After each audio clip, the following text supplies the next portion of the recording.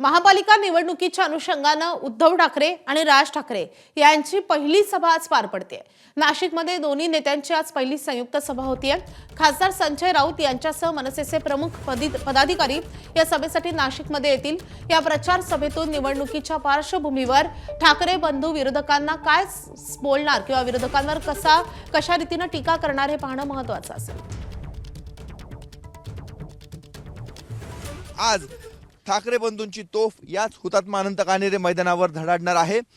बाळासाहेब ठाकरे यांनी हे मैदान गाजवलेलं होतं। त्यानंतर अनेक सभा उद्धव ठाकरे राज ठाकरे यांच्या इथे झालेल्या आहेत। मात्र गेल्या अनेक वर्षानंतर पहिल्यांदाच दोन्ही ठाकरे बंधू या मैदानावर एकत्र आपल्याला बघायला मिळणार आहे।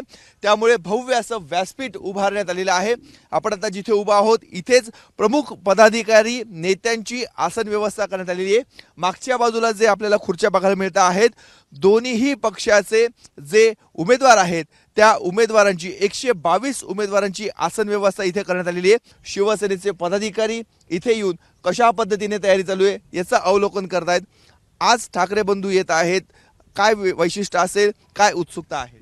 सध्या जे काही यंत्रणा ताब्यात घेण्याचे प्रकार चालू आहे याच्यावरती स्पष्टपणे बोलण्याची हिंमत ठेवणारे ठाकरे बंधू म्हणजे उद्धव साहेब ठाकरे आणि राजसाहेब ठाकरे यांच्या संयुक्त सभेमुळे आज नाशिक शहरामध्ये प्रचंड उत्साह आहे। तरुणांमध्ये प्रचंड क्रेज आहे या ठाकरे बंधूंची।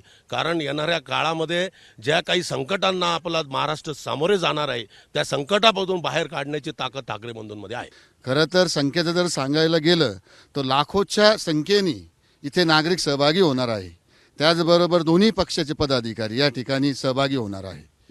आपण बघतोय तयारी अंतिम टप्प्यामध्ये आलेली आहे आणि दुपारी साधारणतः 3:30 वाजता उद्धव ठाकरे राज ठाकरे हे नाशिकमध्ये येतील आणि सभेच्या ठिकाणी 7:30 वाजेपर्यंत दोन्ही ठाकरे बंधूंचं इथे आगमन होईल आणि त्यांच्या भाषणाला सुरुवात केली जाणार आहे। त्यामुळे ठाकरे बंधू नेमकं नाशिकमध्ये काय बोलतात, प्रचार कशा पद्धतीने आता इथून पुढे वेग घेतो हे बघणं अत्यंत महत्त्वाचं आहे।